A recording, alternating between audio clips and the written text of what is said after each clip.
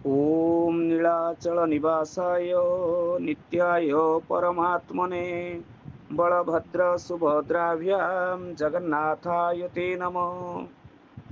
समस्त को प्रणाम।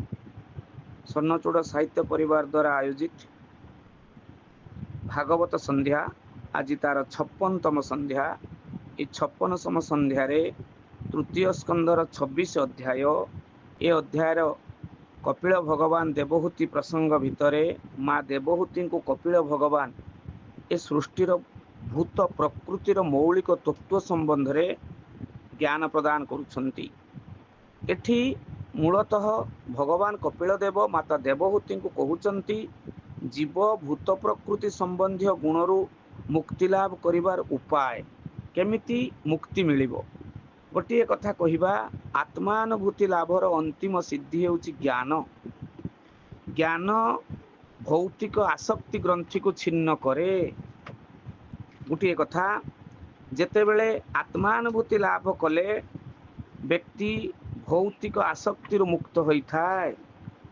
उपयुक्त ज्ञानानुशीलन और मिथ्या अहंकार रु मुक्त हेबा जीवनर अंतिम आवश्यक।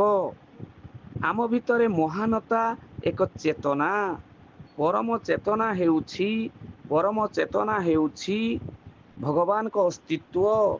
जगन्नाथ सुंदर भाव लिखिले, सांख्य मतरे सर्वतत्व जे रूपे होई लेटी जात ताहांक जे अबालक्षण छवि से होइछि बखाण। विष्णु कहंती तस मने मनु तनया सन्निधाने। श्री शुकवाच एबे तु तत्व ज्ञान शुण जेणे जीवर परित्राण। जो तत्व ज्ञान शुणिले जीव परित्राण पाए। तेणु चेतना नित्य शाश्वत भावे सर्वत विद्यमान। भौतिक शक्तिर ज्ञान आवरण करिवार भौतिक शक्तिर ज्ञान कौन करे ना आवरण करिवार शक्ति रखि थाए। विस्मृत जीव एक रोगग्रस्त पागल मानव। शुद्ध जीवात्मा भगवत चेतनशील अटे।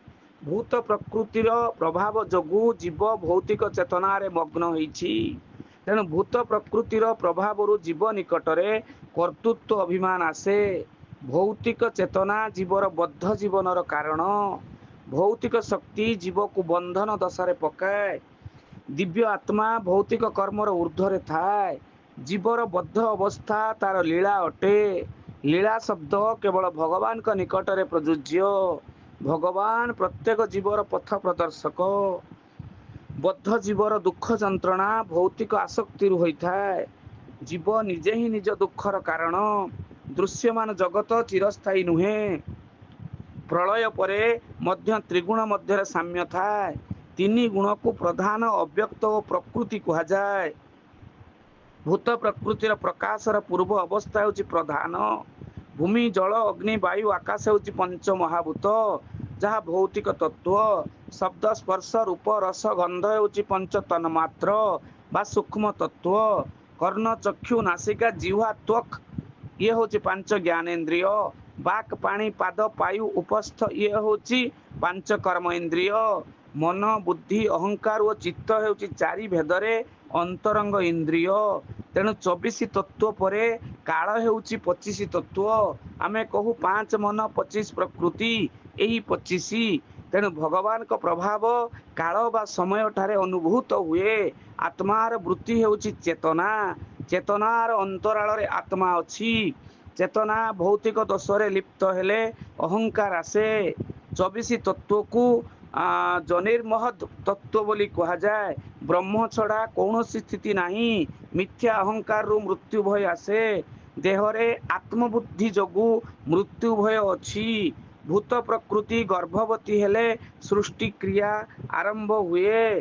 तेणु भूत प्रकृति समस्त प्रकार प्रकाशर जन्मस्थान। जीव माने चिद प्रकृतिर अंतर्गत। विष्णु पुराण एक कथा कहती। तेणु चिद जगत रे भौतिक तत्वर क्रिया और प्रतिक्रियार कार्य नहीं। सत्व गुण महत तत्व प्रकाशित। आउ चेतनार विकार स्तर को अहंकार कहा जाए। चेतना प्रारंभ रे शुद्ध व सृष्टि परे कलुषित हुए। तेणु भौतिक क्रियार मूल कथा मिथ्या अहंकार। भौतिक बंधनर मूल कारण हेउछि मन। मनरु जड़ इंद्रिय प्रकाश। स्थूल महाभूत इंद्रिय माने मनर उत्पत्ति हेउछि त्रिविध अहंकार। मनर संकल्प और विकल्प वृत्तिरु कामना जन्म निये। संकल्प और विकल्प मनस्तत्वर लक्षण। मन इंद्रिय मानक अधीश्वर। तेणु जोग विधि कहिले मन संयम को बुझाए। अहंकार विकार प्राप्त हेले